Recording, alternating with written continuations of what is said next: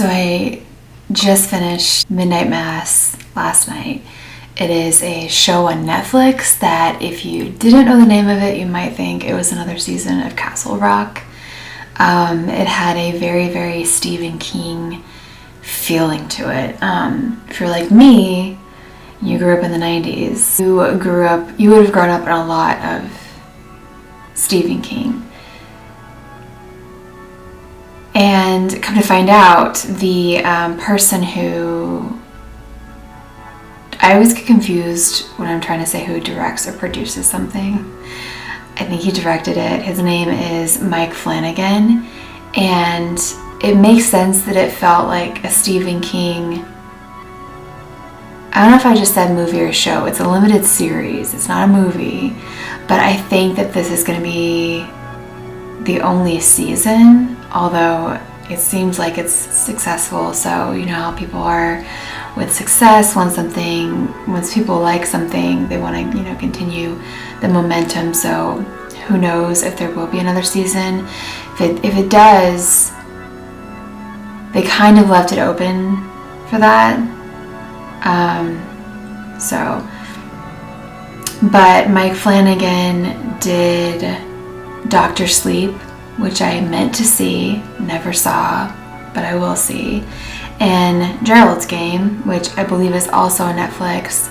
So Dr. Sleep and Gerald's Game are based off of Stephen King books. So it makes sense that if he has done Stephen King movies, that he's inspired by him, and that is why you get this feeling that it was heavily inspired by Stephen King, even though it's not based off of one of his books. I also learned that he has another, I think it's a series coming out on Netflix called Midnight Club. And the first thing that drew my eye to this when I was looking into him was that Heather Langenkamp, and if you are a Freddy Krueger fan, then you know that she played Nancy in the first Nightmare on Elm Street, the third, and the seventh, which was... what was the seventh called? It wasn't a New Nightmare, was it? Maybe it was. That's the one I've seen the least out of all of them, but I don't dislike. There's no, well, I was going to say there's no Nightmare on Elm Street that I dislike, but I didn't like the remake, not surprisingly. But,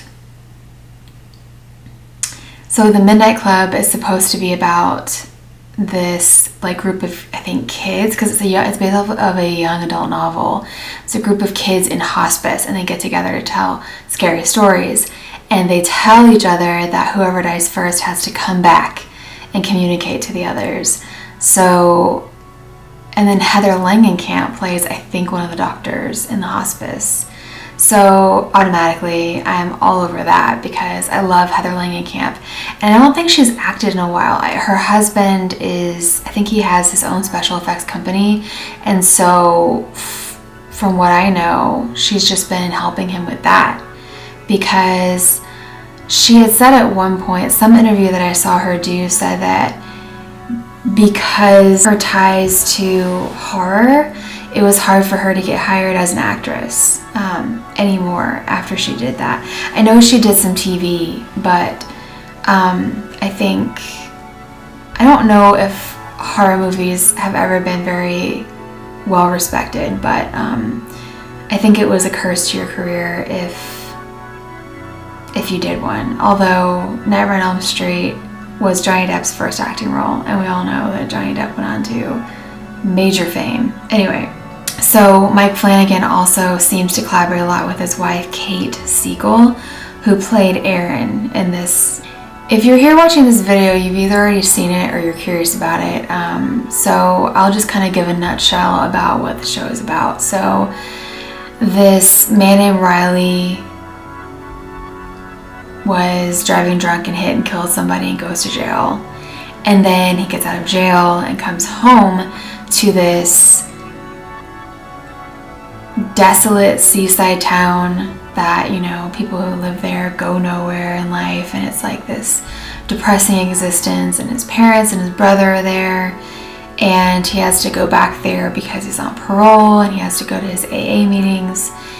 And there's this mystery, these miracles that start beginning based around their church. And this new priest, because I guess this is a Catholic church. I'm not very well versed in religion, so I could be saying the wrong things. But the old priest has gone off to Israel and is supposedly recovering from a sickness.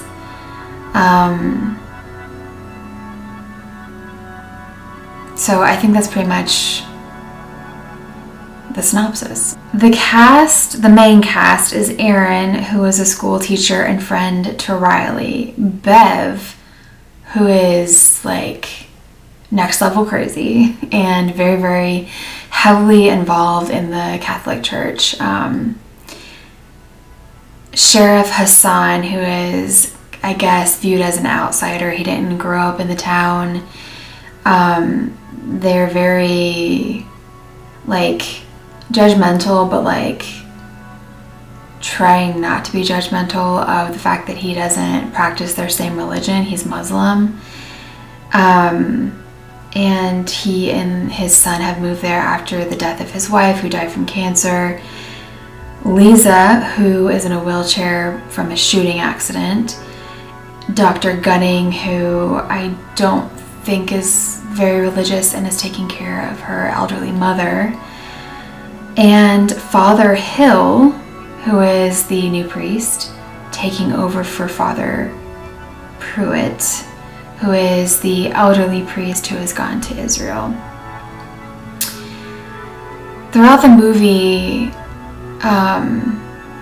first, somebody that I went to school with had messaged me on Facebook and was like, I'm watching this new show called Midnight Mass, and it reminded me of you. And I was like, I love that it reminded you of me. I started watching it yesterday because I just love things like this. It was very up my alley, because even though I don't know a lot about religion, I'm very fascinated by religion and angels in particular. So in this movie, there is this creature who is at the center of it all. They say that it's an angel, and it's interesting because I think you see angels depicted in one of two ways. Either they are, like they just look like people with wings and they're beautiful creatures, or they're cherub-like, but you see more, at least in like the movies kind of being made about them, at least the ones that I've seen. They're more like animalistic, evil looking,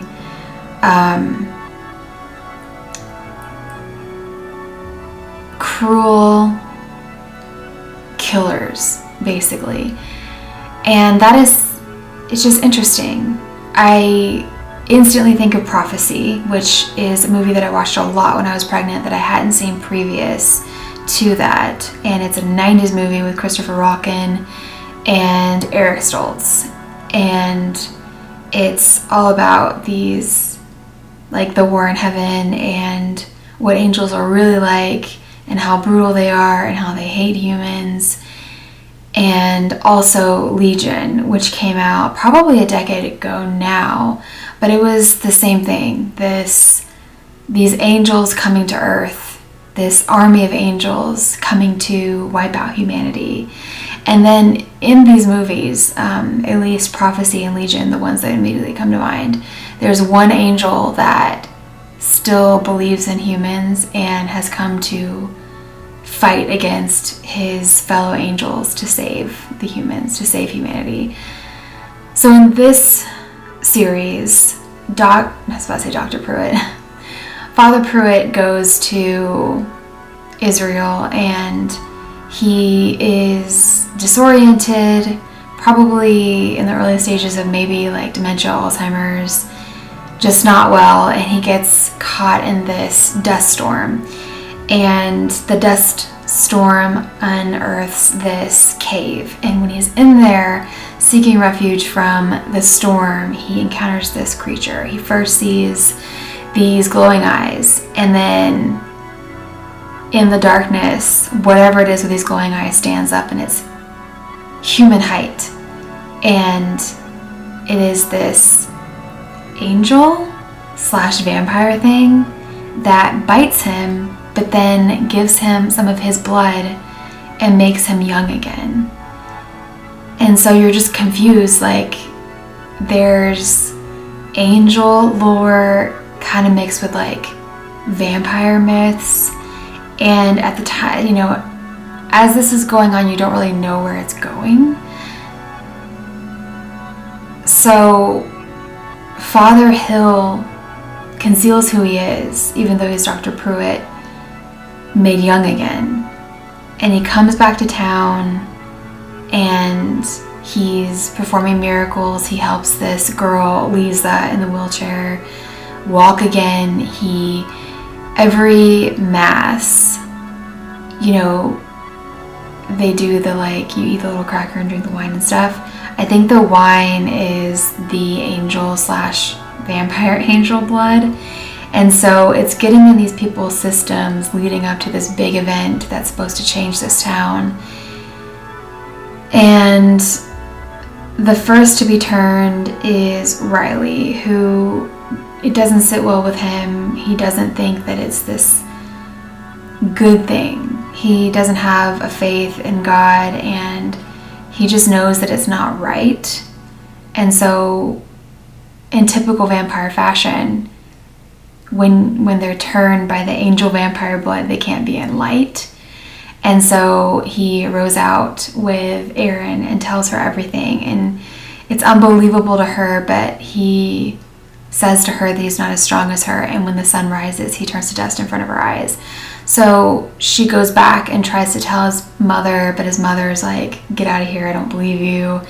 And then she goes to the doctor, and the doctor's like, yeah, I believe you because I've been taking blood samples from my mom and they've been burning in the sun, because apparently while you're receiving the blood but before you're turned, your blood changes, but you can still be in the light until you're turned.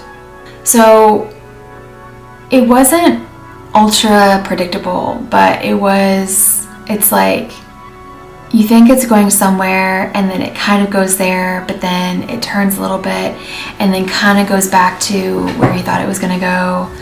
But this is just something that I think is just, it's done really well, and it's not predictable in a bad way. It kind of gives you everything that you'd want out of this kind of movie. If you like this genre, it's going to be satisfying. I think that this is a limited series, so I don't know if there's going to be more after this. I might have said in the beginning, but the angel question mark.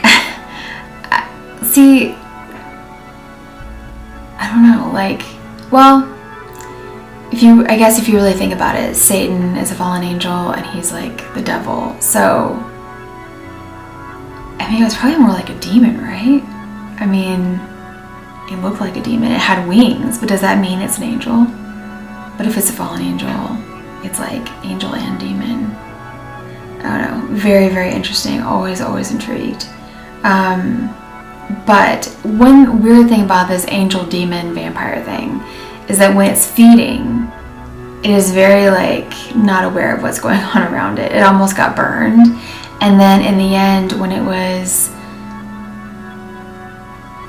killing Erin was cutting its wings so that it couldn't fly anymore, and it didn't even notice. So it could still fly, but not very well, and it had 30 miles to fly to the mainland before the sun rose, and the sun was rising as it was flying. So I guess it's kind of left open, maybe if the series was successful, to another season. So it remains to be seen, but I think that the way that it was ended beautifully. It was tied up as neatly as you would need it to be, and I think that if you haven't seen this movie and you've sat through the spoilers, you should still see it. It's very well done. The acting is really good. Just a very, very bingeable show. I watched it in a couple days. So if you've seen this show, let me know what you think about it, and if you like this review, leave a like. And subscribe to see more videos from me, and I will see you in my next video.